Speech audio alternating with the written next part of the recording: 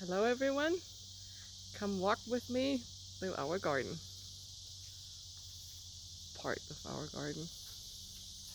We're in zone 8B. We are in O'Brien, which is about an hour north of Gainesville.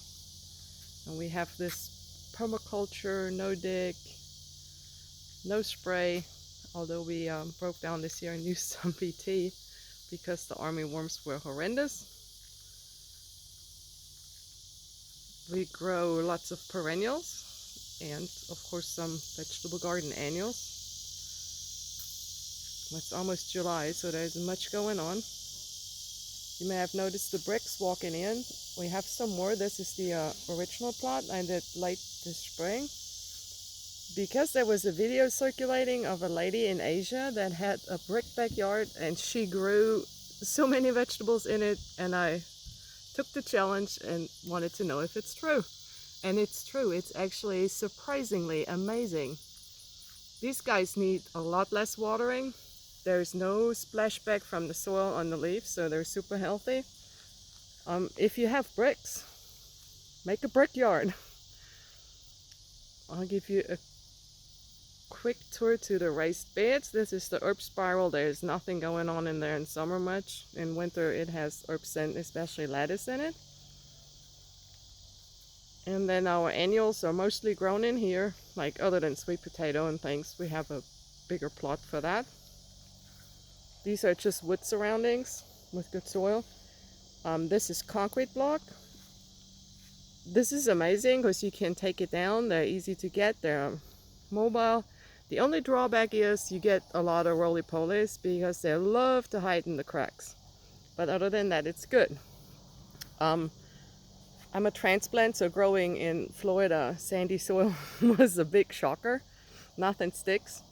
We eventually got some clay sand and put that in, and we're also making biochar, and that helps a lot with retention of all goodies in the soil, including the water. So right now there's really only tomatoes, some peppers, some eggplants, and baggies.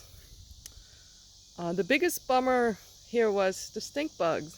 We could not grow tomatoes anymore. That worked the first year when we first got here. This is all fairly new, so all this has been planted the last 6 years. It was just grass before that. The organza baggies really help keeping the stink bugs away and help about 95% keeping armyworms away. Some of them, when they're really little, they still crawl into the bags. You see it quickly. But we'll get some tomatoes this year, which is amazing. Oh, and by the way, my absolutely favorite plant, perennial, makes summer, winter, spring, fall, anytime, is garlic chive. Get some garlic chive. We also have set up with 2 bathtubs. They are filled like a hugelkultur type of thing. There's some wood on the bottom, some other debris, and then some good soil on top. And they work well. We're having peppers in there right now.